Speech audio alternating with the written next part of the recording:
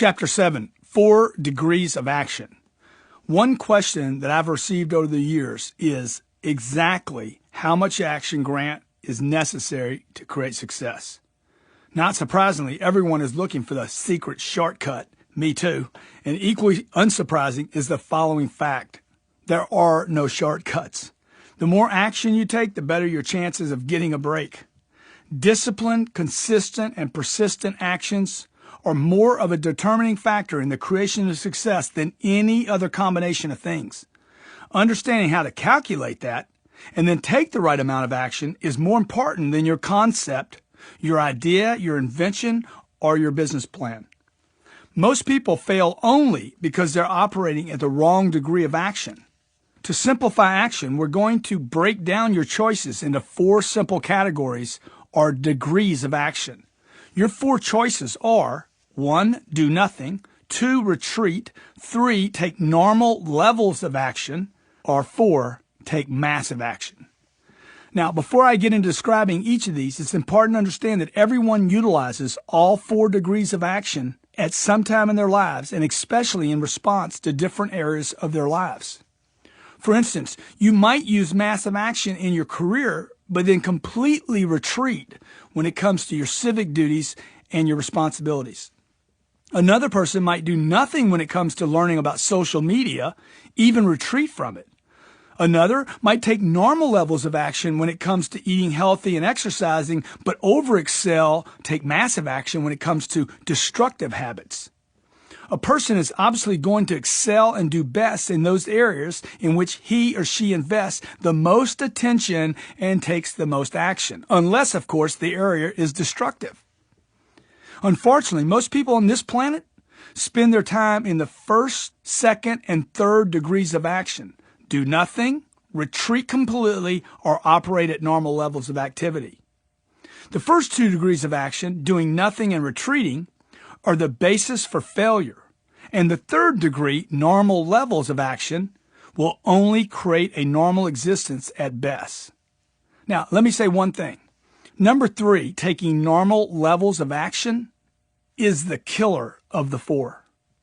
Because it deludes you into believing you're doing something when only what you're doing is normal and will never get you to extraordinary. Only the most successful people on very high levels of action, that I refer to as massive levels, are the ones most likely to succeed. So let's take a look at each of the 4 degrees to see what they mean and why you might choose each in a range of situations and areas of your life. The first degree of action, doing nothing. It's exactly what it sounds like. No longer taking actions to move yourself forward in order to learn, achieve, or control some area.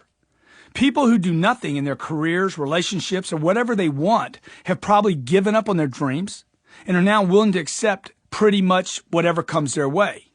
Despite how it may sound, do not assume that nothing requires no energy, no effort, and no work. Regardless of which degree of action you operate in, they all require work in their own way. Signs that you are doing nothing include boredom, lethargic, complacency, a lack of purpose, apathy. See, people in this group will find themselves spending their time and energy justifying their situations. They're actually spending energy. They're not doing nothing. They spend energy justifying why they're not doing anything, which requires as much work as all the other actions. When the alarm goes off in the morning, the doing nothing group will not respond at all. They sleep through the alarm going off.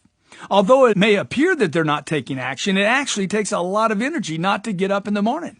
It takes a lot of mental energy to say, no, I'm just going to stay here in bed. It takes work to lose a job because of lack of production.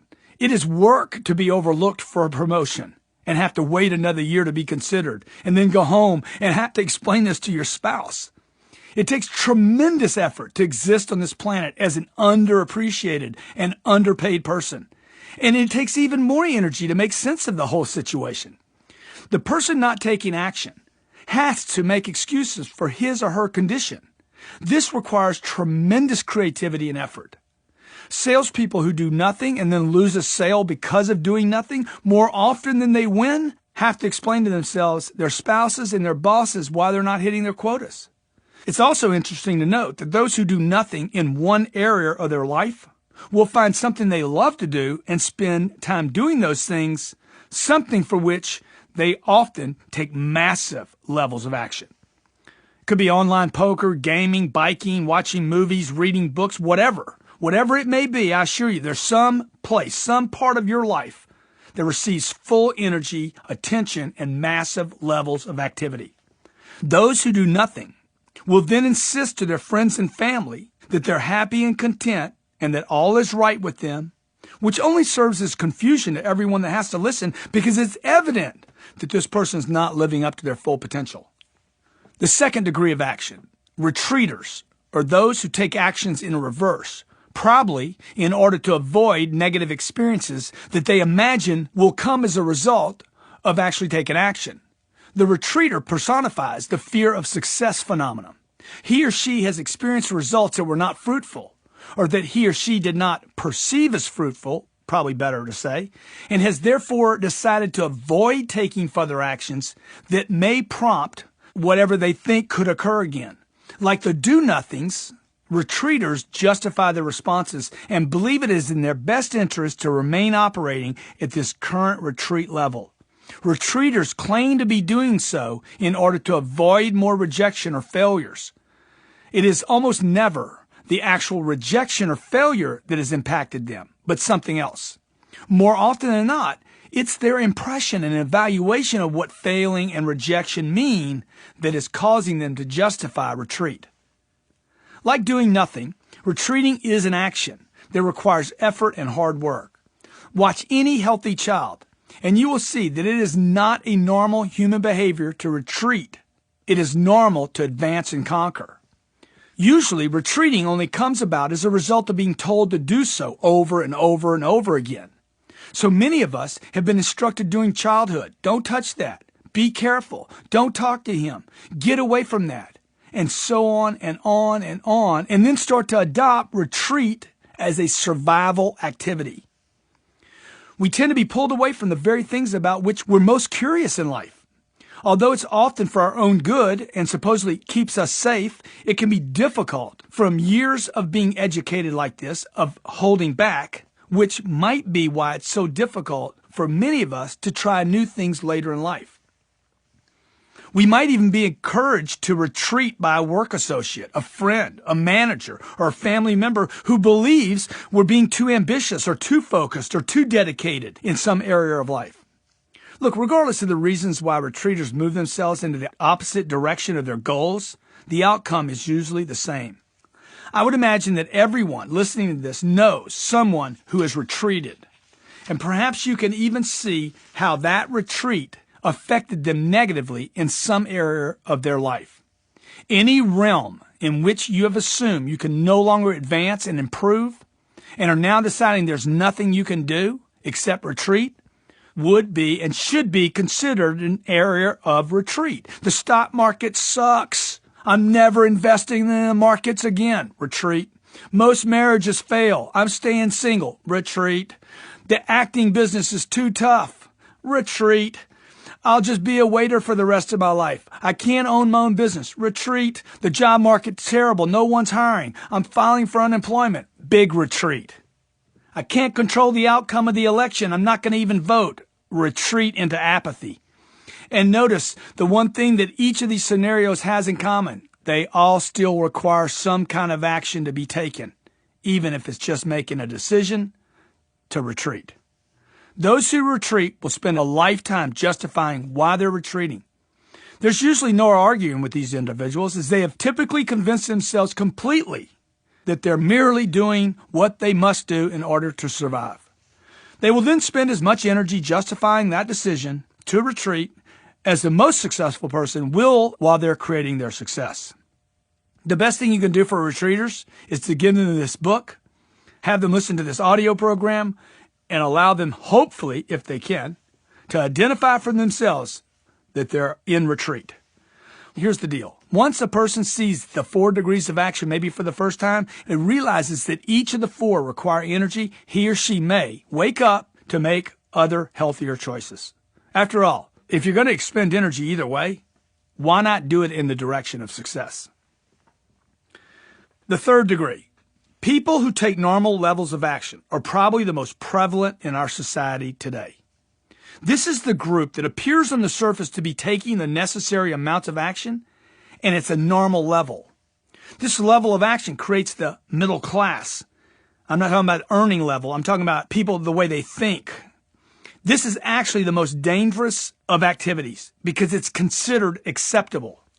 People in this group spend their lives taking enough action, only enough action, to appear average and create average lives, average marriages, average careers.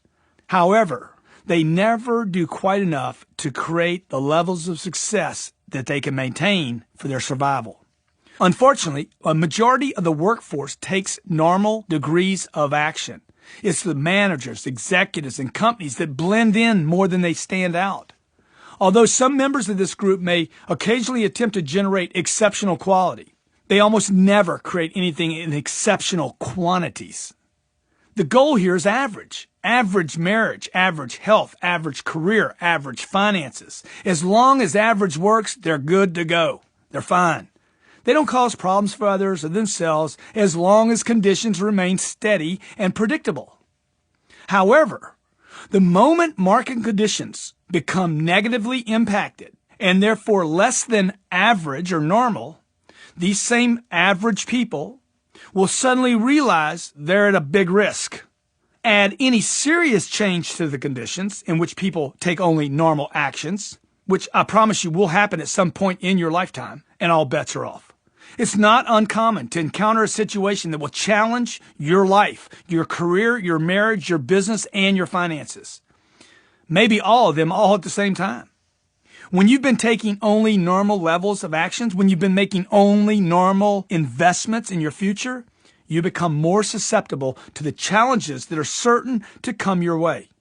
Any set of ordinary events, financial conditions, or stressful experiences can throw off a lifetime of typically acceptable levels of action and will result in serious degrees of stress, uncertainty, and hurt.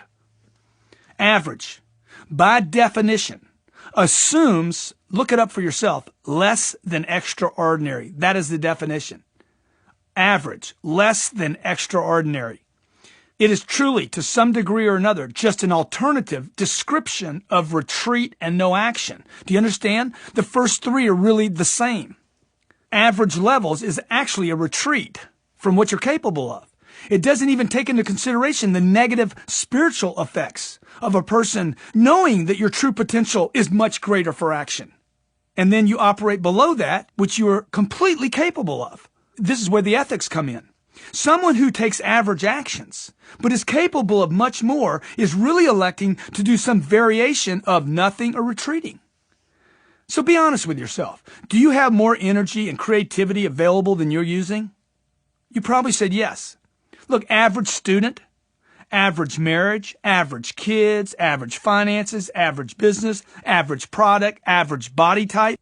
Who really desires average? Imagine that the products and services that you're so often tempted to purchase used average in their advertising. Imagine, this fairly advertised product can be found at an average price and delivers mediocre results. Who would buy such a product? People certainly wouldn't go out of their way to find and pay for run-of-the-mill merchandise. We're offering cooking classes this week, Tuesday, Wednesday, and Thursdays, that will guarantee you become an average cook. I can do that now without taking a class. Hey, new movie coming out, opening this weekend, average director, average acting, and the critics are raving 2 hours of average action on an average-sized screen in an average-sized theater near you. Oh man, I can't wait to stand in line for that one and pay $14. Taking normal action is the most dangerous of all levels. Okay, you need to get this, man. Just doing average is going to kill you. It's accepted by society, so you're going to get support from society that what you're doing is all right, and there lies the big lie. This level of action has been authorized by the masses, and therefore people who don't take normal actions don't draw the necessary attention required to catapult them into success. Companies call me constantly to help the lower performers in their organization, yet they're overlooking the average and the top performers who are only taking average actions.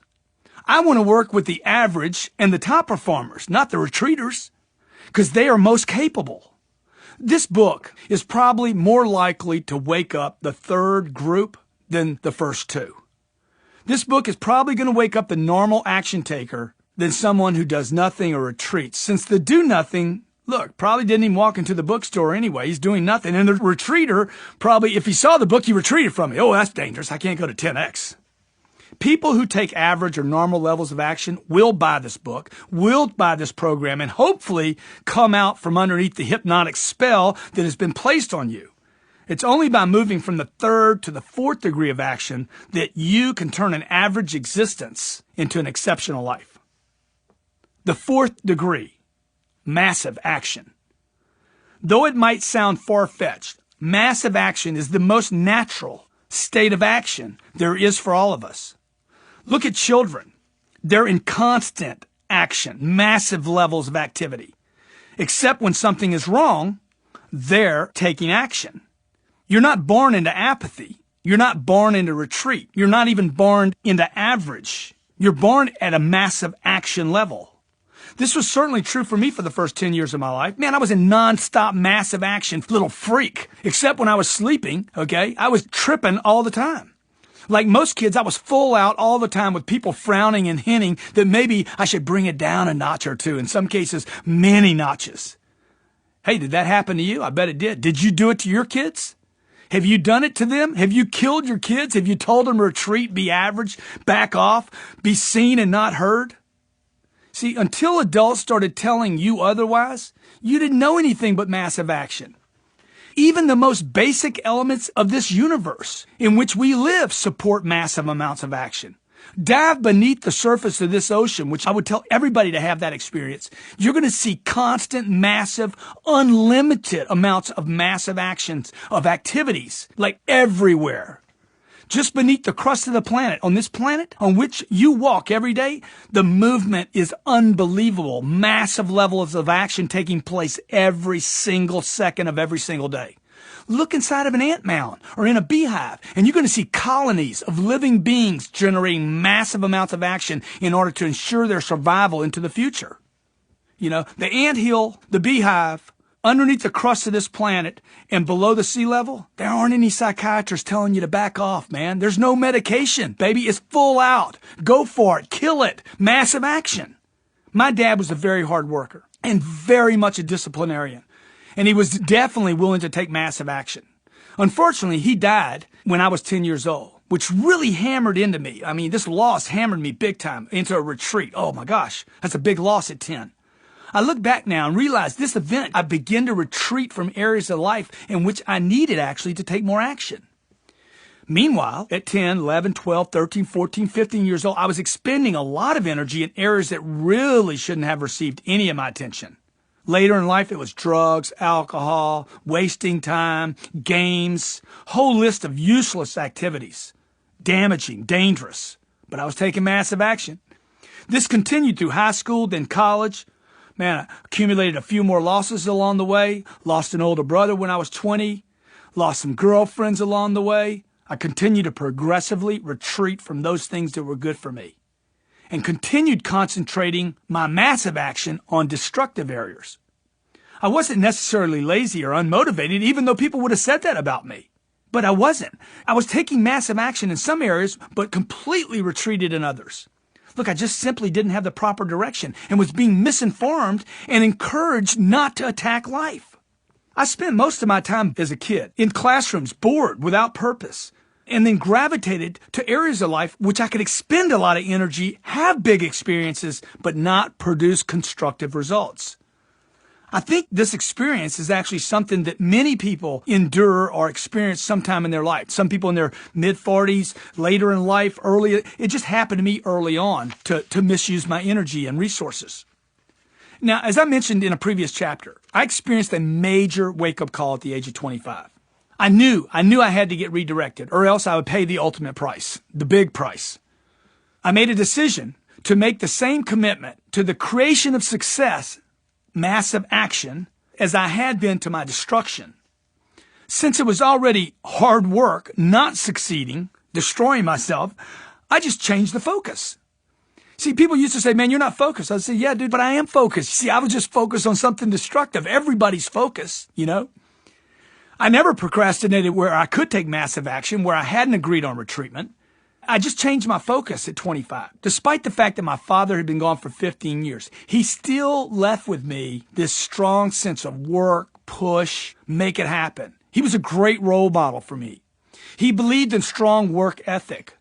He was willing to do whatever it took to provide for his family. My father worked from a place of duty. He went after success as though it was a calling, a responsibility, an obligation, and his duty to take care of his family. I'm sure he enjoyed the financial rewards and the sense of personal accomplishment that came with his achievements. However, it was clear to me that he thought it to be his responsibility to his family, me, his wife, his church, his name, even God. He just ran out of time, baby. The body couldn't handle it. Now, once I finally woke up from my period of misdirection and misinformation, I committed all my energy to my career. I basically dropped the destructive things and took all that energy and redirected it into one thing. I'm going to be successful. Ever since the age of 25, the one thing I did right, whether it was the first sales job I have or the first company I built, was I approached whatever the task was before me with unbelievable, massive amounts of action. It was never retreat. It was never no action. It was never average levels of action. It was constant, persistent, immense attack on a target. And I was labeled, negatively labeled for this constant, persistent, immense attack. Massive action is actually the level of action that creates new problems. So that's what massive action is going to do. It's going to create new levels of problems. So if you ask me, Grant, what does massive action mean? Baby, massive action is when you create new levels of problems. And until you create problems, new problems, you're not operating at the fourth stage of action. For instance, when I started my seminar business at the age of 29, I employed the 10X rule. And I employed the 10X rule because I wanted to create a name for myself as somebody that was going to change selling for everyone. I was going to bring ethics to selling. I was going to bring a new wave of selling. Not all these things that you've read about in books about avoid, evade, manipulate, know their personality type, neuro-linguistic programming, and figure out, trick them. I wanted to create a new way to sell people. And I used the 10X rule to create a name for myself. I'd start my day at 7 a.m. or earlier in most cases, and I wouldn't get back to my hotel till 9. Okay, I was with clients at 7 a.m. I'd get back to my room sometimes 9 and 10 o'clock at night.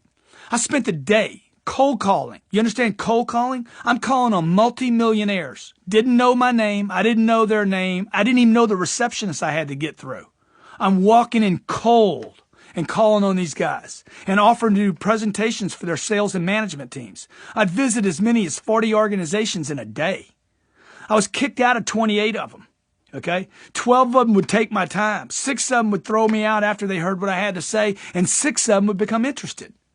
I remember once being in El Paso, Texas, a city where I've never been. I knew no one. I'd never, ever flown into El Paso.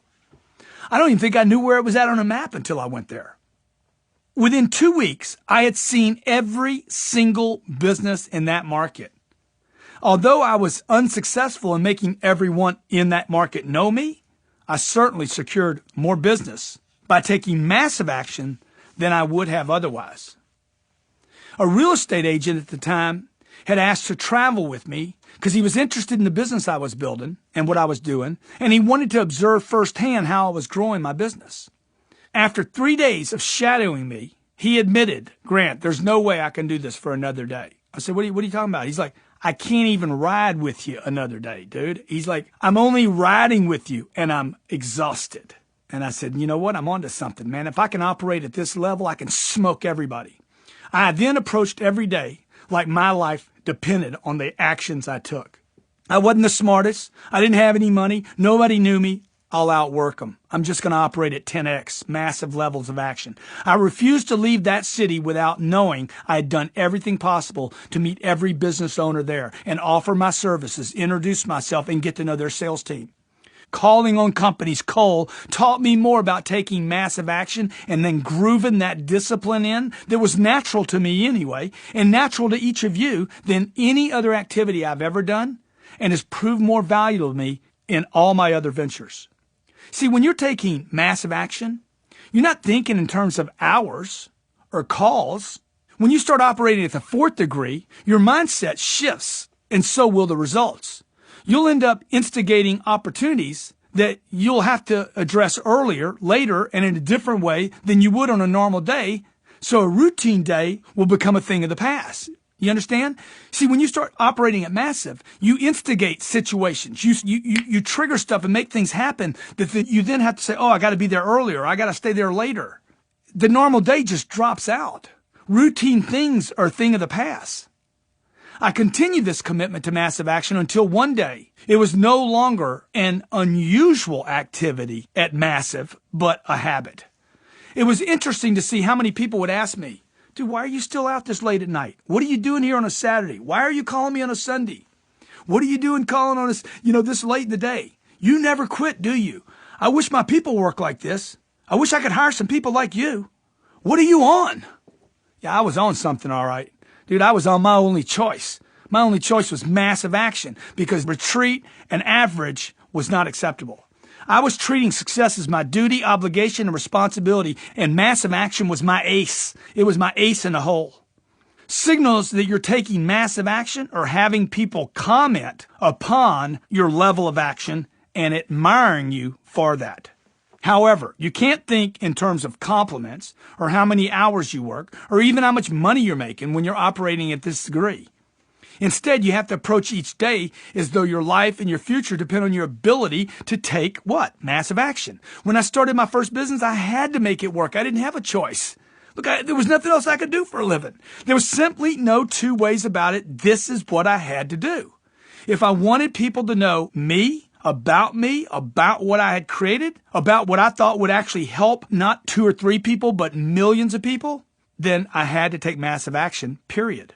The problem wasn't competition. My problem when I started my business was one thing, obscurity. People didn't know who I was. My problem wasn't money. My problem was obscurity. My problem wasn't time. My problem is you didn't know me. My problem wasn't the gas bill or the phone bill or the hotel I stayed at. My problem is, hey, they don't know me. And the only thing that keeps people from knowing you and your product and your idea is massive action. This has been the single biggest problem I've encountered in my whole business. Obscurity. Imagine from any entrepreneur's viewpoint, if they don't know you, they can't buy from you. If they don't know you, they can't hire you. This is every entrepreneur's biggest problem, obscurity. People don't know you, or they don't know your product, or they don't know your idea, and the only way to burst through obscurity is by massive action. You can't just spin your way into people knowing you. I didn't have money. Most of you, you're not going to have the money to advertise. Truth is, big advertising, billboards, TV, and big radio campaigns are only available today to the biggest of companies. I didn't have any money to invest in advertising, so I spent all my energy on phone calls, mail, traditional mail, emails, cold calls, return calls, visits, more visits, personal visits, asking people for help, just massive, sick levels of action. See, this level of massive action may sound, and is indeed, exhausting at times. However, it will create more certainty and security. I like certainty and security, don't you?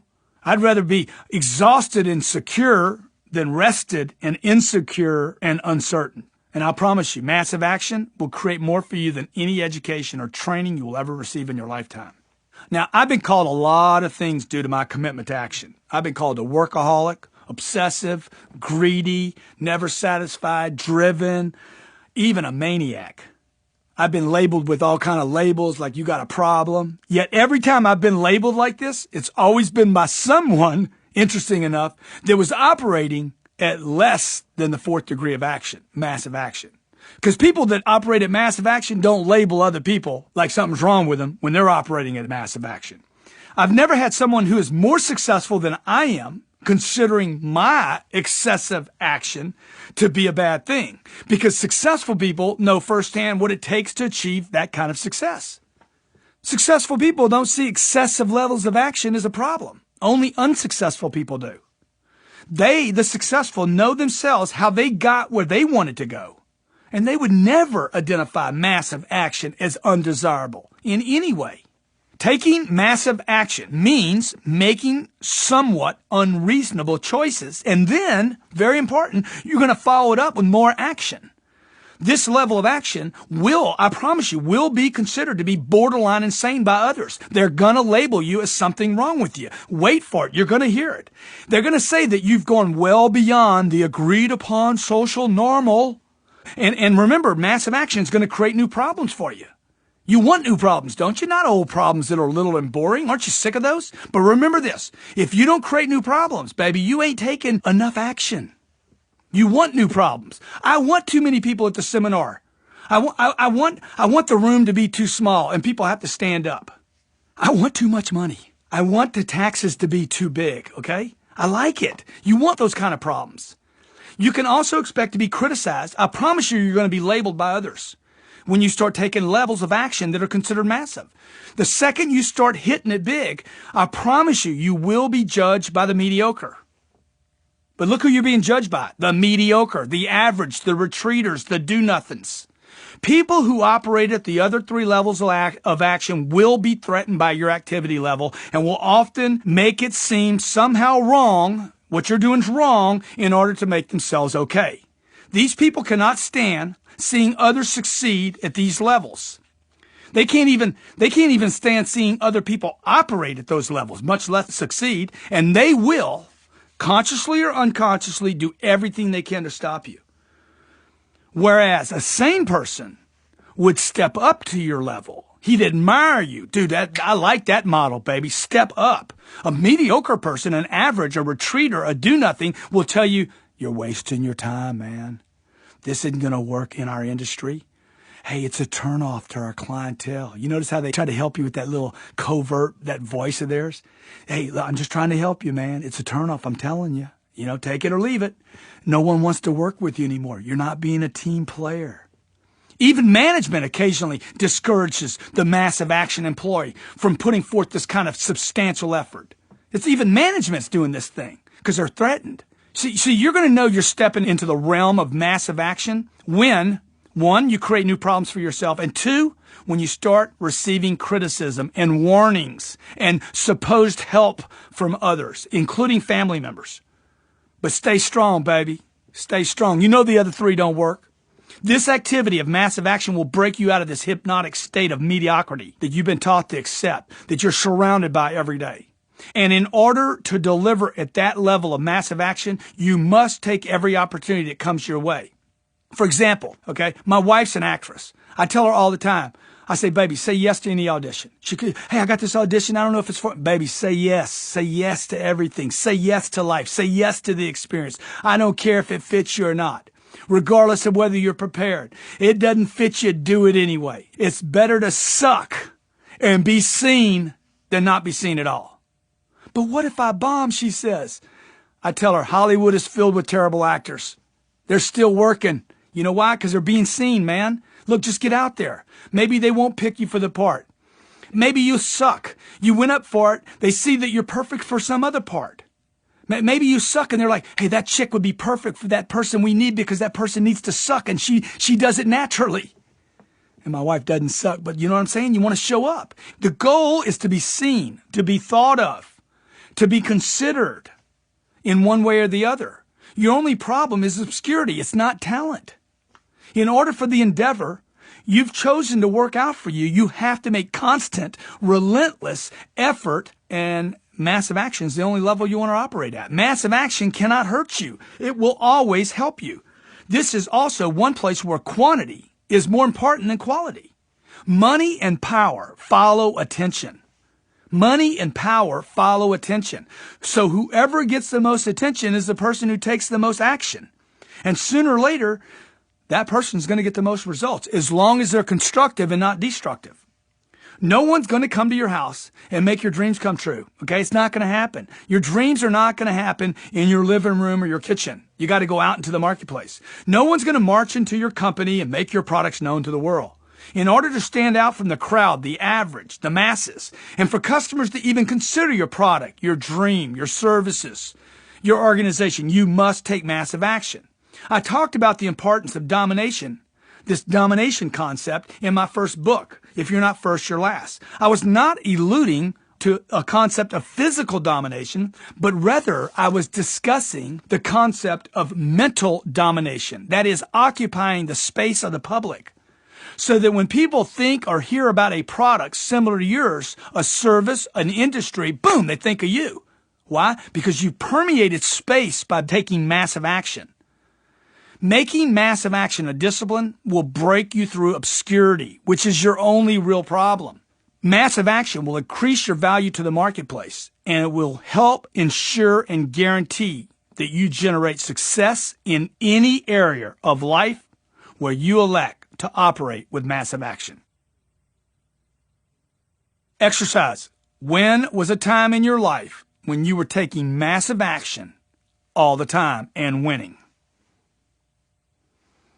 Number 2, what will you immediately create when you start taking massive action? There's one thing that'll happen immediately. Number 3, what can you expect those who don't take massive action to say about you when you do take massive action? And 4, what other things may happen as you start to take massive levels of action?